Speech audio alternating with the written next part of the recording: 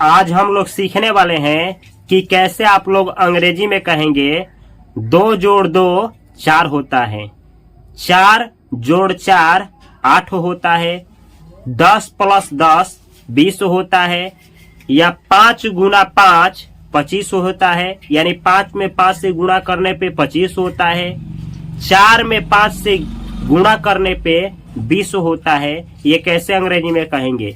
या फिर जनवरी फरवरी से पहले आता है, मार्च जनवरी के बाद आता है, या सोमवार मंगलवार से पहले आता है, या मंगलवार सोमवार के बाद आता है। ऐसे सेंटेंस को अंग्रेजी में कैसे बनाया जाता है, इस वीडियो को ध्यान से आप लोग देखें।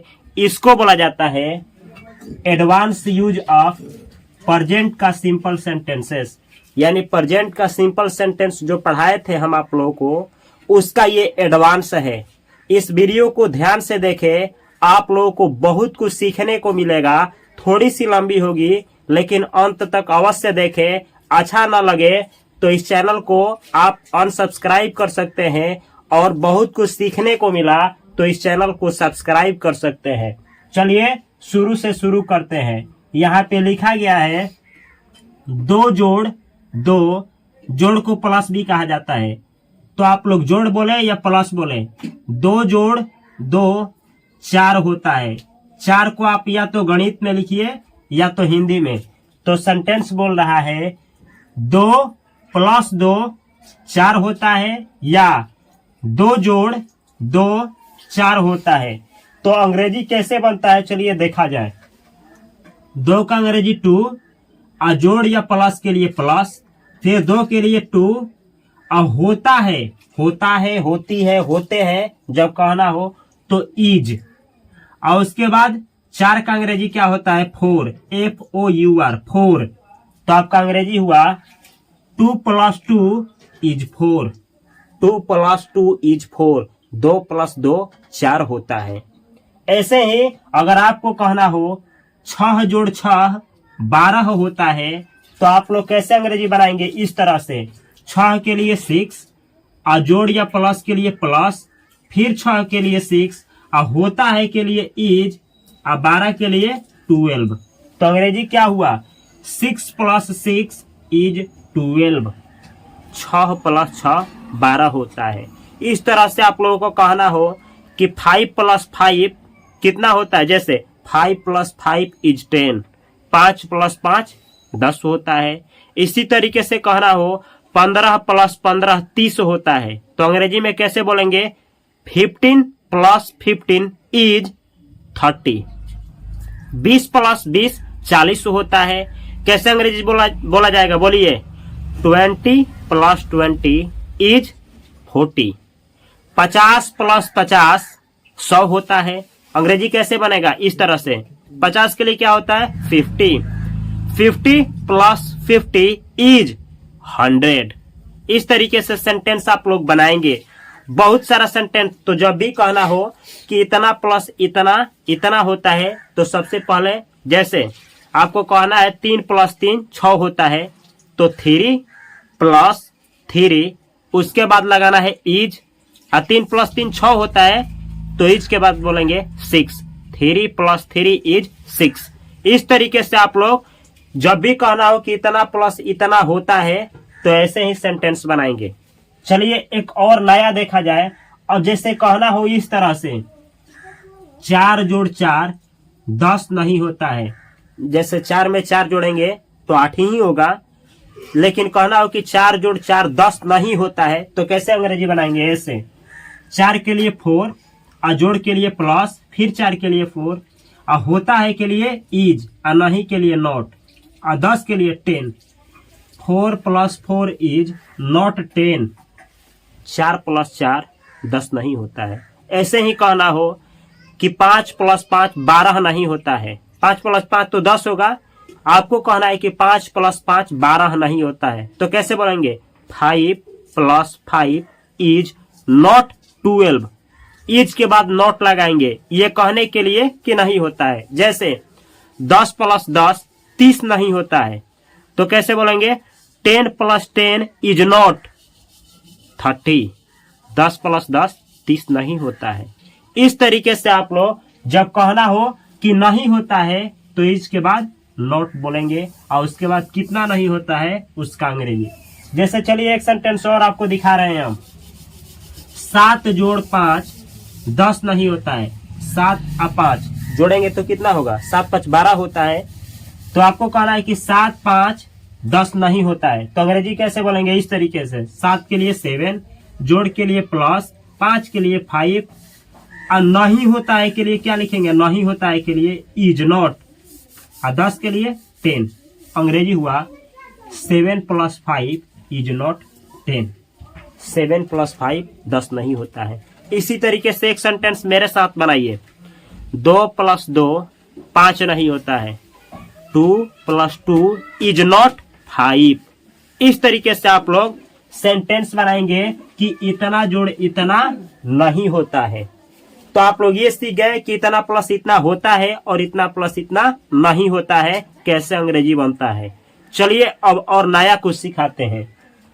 जैसे कहना हो 2 × 3 6 गुना होता है। अब ये 2 गुना का मतलब होता है गुणा, जिसे आप लोग गुणा कहते हैं। ऐसे आप लोग बोलेंगे 2 × 3, तो 2 में गुणा करने पे 2 में 3 से गुणा करिएगा तो 6 होगा ना। तो वही लिखा गया है 2 × 3 6 गुना होता है। इसका मतलब कि 2 में 3 से गुणा करने पे 6 होता है। तो ऐसे बनाने के लिए ऐसे अंग्रेजी बनता है। 2 के लिए 2 और गुना के लिए बोला जाता है टाइम्स। हमेशा गुणा के लिए टाइम्स। 3 के लिए 3 और होता है के लिए इज। और कितना गुना हो जाता है? कितना गुना होता है? इस दोनों में गुणा किया जाएगा तो 6, तो 6 के लिए 6। तो अंग्रेजी हुआ आपका 2 × 3 इज 6, यानी 2 में 3 से गुणा करने पे 6 होता है। ऐसे पढ़ा जाएगा। इस तरीके से आप लोगों को एक और सेंटेंस बनाना है। 5 × 5 25 होता है। 5 में 5 से गुणा करिएगा तो 25 होगा। तो इसी को कहना है 5 में 5 से गुणा करने पे 25 होता है। आप ऐसे बोलिए या फिर बोलिए कि 5 × 5 25 होता है। बात एक ही है, कहने का तरीका अलग है। इंग्लिश में ऐसे बोलेंगे 5 के लिए 5 यानी 5, गुना के लिए टाइम्स और 5 के लिए 5 और होता है के लिए इज। और 25 का अंग्रेजी क्या होता है? 25। 25 तो अंग्रेजी क्या हुआ? 5 × 5 इज 25, यानी 5 में 5 से गुना करने पे 25 होता है, यानी 25 होता है। चलिए एक सेंटेंस आपसे पूछ रहे हैं हम। 4 में 5 से गुणा करने पे कितना होता है? 20 ना। 4 में 5 से गुणा करिए तो 20 होता है। तो इसी को बनाना है। 4 में 5 से गुणा करने पे 20 होता है। अंग्रेजी क्या होगा? 4 के लिए 4 और 5 के लिए 5 होता है। बनाइए सेंटेंस। 4 में 5 से गुणा करने पे 20 होता है। हम बना रहे हैं 4 × 5 इज 20। इस तरीके से कहना है कि 10 में 10 से गुणा करने पे 100 होता है, यानी 100 होता है। ऐसे बोलेंगे 10 × 10 इज 100। 10 में 10 से गुणा करने पे 100 होता है। इस तरीके से एक और सेंटेंस। 5 में 3 से गुणा करने पे 15 होता है। 5 × 3 इज 15। इस तरीके से आप लोग गुणा वाला बनाएंगे। कोई भी सेंटेंस को कहना हो कि इतना में इतना से गुणा करने पे इतना होता है, ऐसे ही बनेगा। और चलिए आप लोगों को सिखाते हैं कि नहीं वाला कैसे बनेगा। जैसे 2 में 2 से गुणा करने पे 10 नहीं होता है। 2 में 2 से गुणा करिएगा तो 4 होगा, लेकिन कहना है 2 में 2 से गुणा करने पे 10 नहीं होता है। ऐसे सेंटेंस को कैसे बनाया जाएगा? देखिए यहाँ पे मैं लिखा हूं 6 × 6, यानी 6 में 6 से गुणा करने पे 30 नहीं होता है। 6 में 6 से गुणा करने पे कितना होता है? 6 में 6 से गुणा करने पे 36 होता है। यहाँ पे मैं बोला हूं कि 6 में 6 से गुणा करने पे 30 नहीं होता है। सेंटेंस कैसे बनेगा? ऐसे 6 के लिए 6, गुना के लिए टाइम्स 6 के लिए 6 और नहीं होता है के लिए क्या होता है अंग्रेजी? Is not. 30 के लिए 30। अंग्रेजी आपका हुआ 6 × 6, यानी 6 में 6 से गुणा करने पे 30 नहीं होता है। 6 में 6 से गुणा करने पे 30 नहीं होता है। इसी तरीके से आप लोगों को एक और सेंटेंस में दे रहा हूं 10 × 10, यानी 10 में 10 से गुणा करने पे 20 नहीं होता है। 10 में 10 से गुणा करिएगा तो कितना होगा? 100 होता है।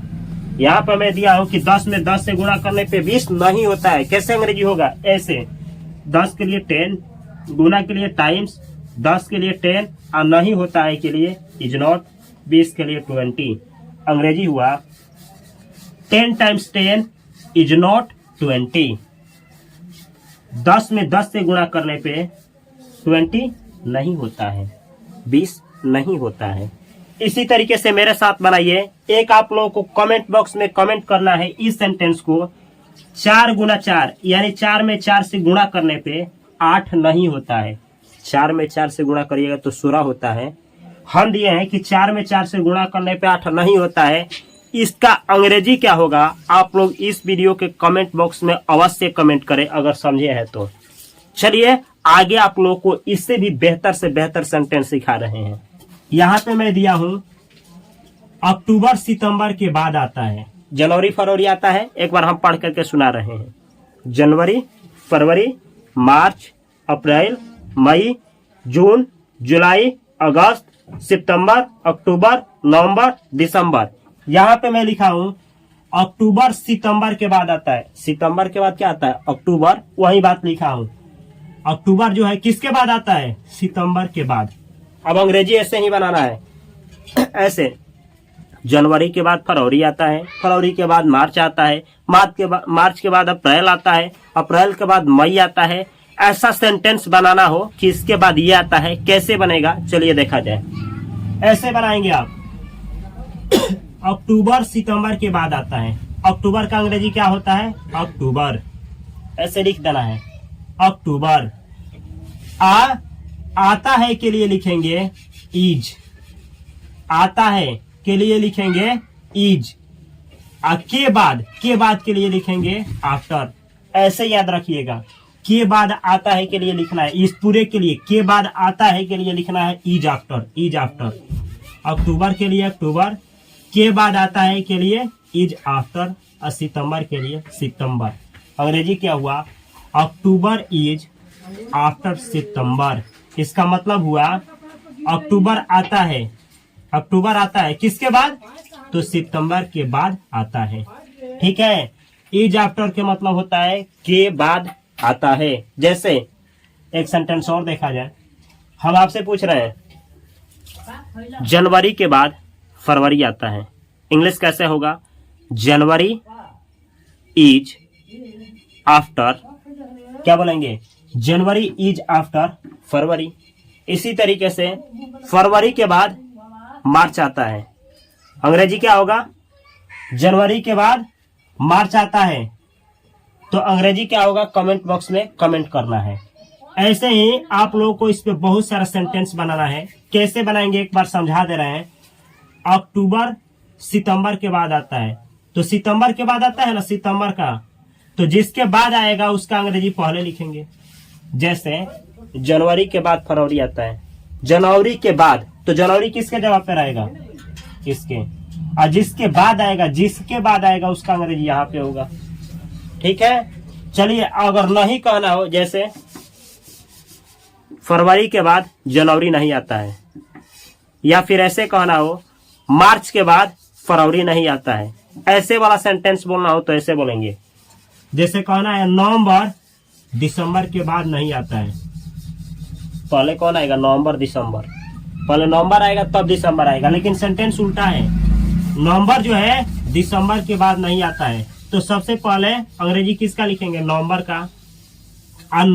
के बाद नहीं आता है, इसके लिए के बाद नहीं आता है के लिए अंग्रेजी लिखेंगे is not after, is not after, is not after. दिसंबर का दिसंबर।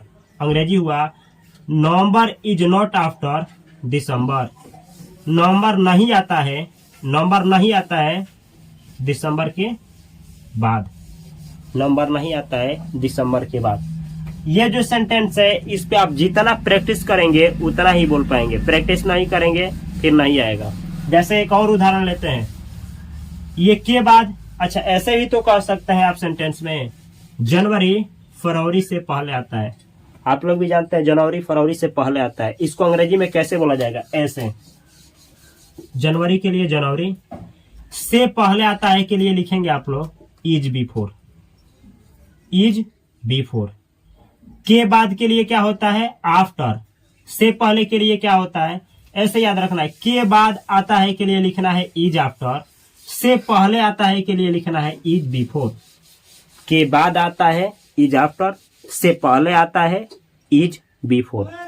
तो ऐसे जनवरी फरवरी से पहले आता है, जनवरी का जनवरी, और से पहले आता है के लिए इज बिफोर, फरवरी के लिए फरवरी। अंग्रेजी क्या हुआ, जनवरी इज बिफोर फरवरी। जनवरी होता है या जनवरी आता है फरवरी से पहले। बिफोर का मतलब होता है से पहले। जनवरी जो होता है फरवरी से पहले होता है, या जनवरी फरवरी से पहले आता है। ऐसे ही आप लोगों से मैं पूछ रहा हूं, फरवरी मार्च से पहले आता है, अंग्रेजी क्या होगा, फरवरी मार्च से पहले आता है। तो ऐसे बोला जाएगा फेब्रुअरी इज बिफोर मार्च, मार्च से पहले फरवरी आता है। इस तरीके से आप लोग सेंटेंस बनाएंगे। अगर इसको नकारना हो तो ऐसे निगेटिव बनाना हो, जैसे कहना हो जनवरी फरवरी से पहले नहीं आता है। जनवरी जो है फरवरी से पहले नहीं आता है। अंग्रेजी कैसे बनाएंगे, हालांकि आता है लेकिन मानिए कि कहना है कि नहीं आता है, तो कैसे बनाएंगे, January is not before February. January is not before February. जनवरी नहीं आता है फरवरी से पहले। समझना क्या है आप लोगों को कि जब कहना हो कि से पहले नहीं आता है तो यूज करेंगे इज नॉट बिफोर। ऐसे ही एक ऐसे भी सेंटेंस आप लोगों को दिया जा सकता है बनाने के लिए, मंगलवार सोमवार के बाद आता है। कैसे बनाएंगे, इतवार सोमवार ऐसे पढ़ा जाता है, इतवार सोमवार मंगलवार बुधवार बृहस्पतिवार ये सब।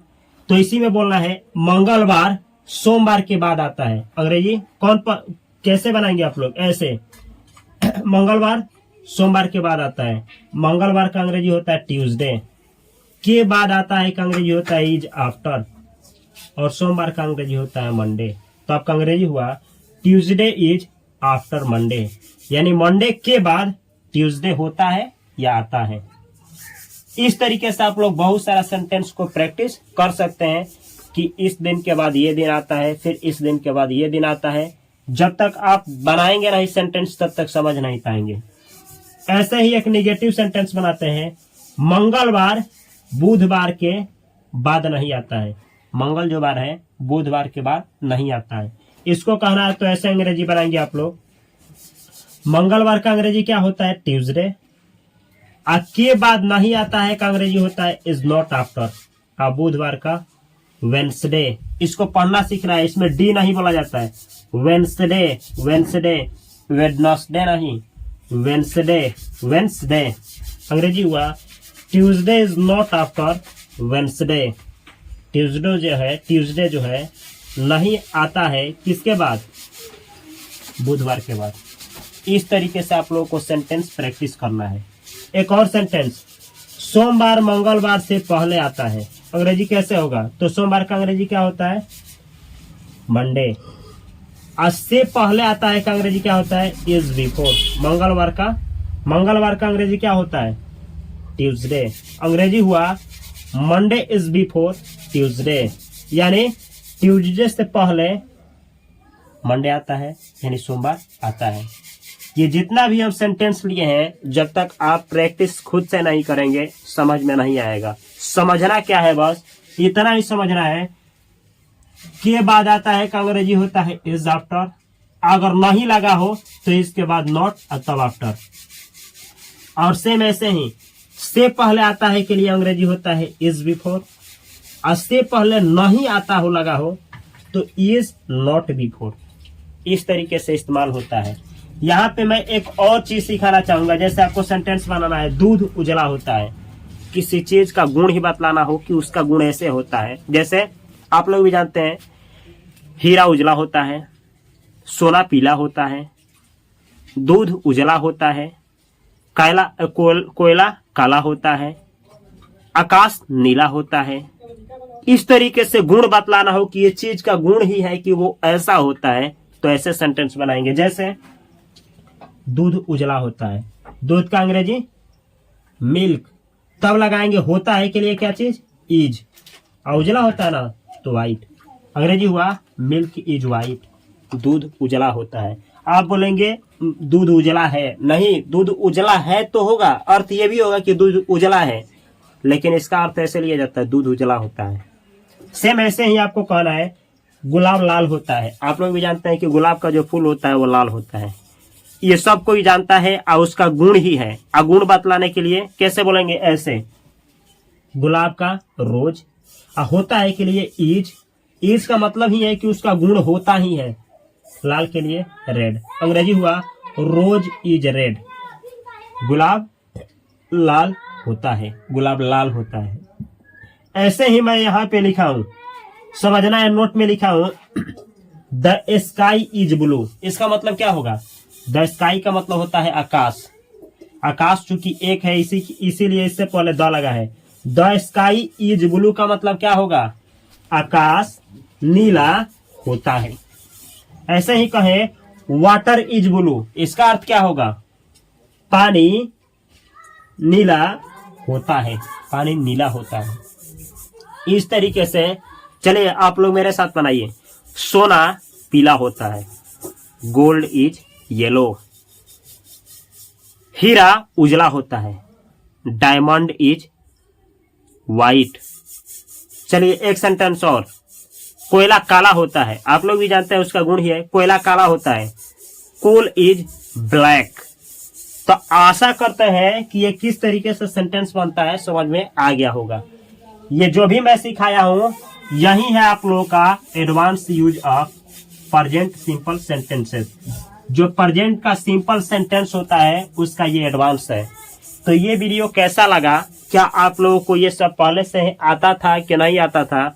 अगर इस वीडियो से कुछ सीखने को मिला है तो अपने भाइयों के पास, अपने दोस्तों के पास, या फिर जिसको भी आपको जैसा लगता है कि इस वीडियो को देखने के बाद किसी का हेल्प हो सकता है, तो इस वीडियो को अवश्य शेयर करें। आपको लगता है कि किसी को हेल्प होने वाली नहीं है तो शेयर करने की जरूरत नहीं है। अगर इस वीडियो से कुछ सीखने को मिला है, अच्छा लगा है, तो इस वीडियो को लाइक करें और इस चैनल को सब्सक्राइब करें। अगर कुछ भी नहीं मिला है सीखने को, फालतू सा लगा है, तो इस वीडियो को डिसलाइक करें। दोनों ऑप्शन आपके पास है। मैं मिलता हूं अगली वीडियो में जिसमें आप लोगों को इससे भी बेहतर सिखाऊंगा। जैसे कि आप लोगों को पता है कि यह एक स्पोकन इंग्लिश का कोर्स चल रहा है यूट्यूब पे, जिसमें फ्री में इंग्लिश सिखाया जा रहा है, और उस कोर्स का डे 65 है, यानी 65वां क्लास है। कल आप लोगों को लेकर के आ रहा हूं मैं 66वां क्लास यानी 66, जिसमें आप लोग इससे भी बेहतर अंग्रेजी सीखेंगे। तो अगर उस क्लास को लेना चाहते हैं तो इस चैनल को सब्सक्राइब करें, बेल आइकन की घंटी को दबा लें, ताकि जिस समय इस चैनल पे अगली वीडियो को मैं डालूं नोटिफिकेशन आपके पास पहुंचे और आप भी देख करके बेहतर अंग्रेजी सीख पाएं। इस तरीके से मेरे चैनल पे आकर के अंग्रेजी सीखने के लिए आप सभी को तहे दिल से बहुत सारा प्यार। Thanks for watching this video.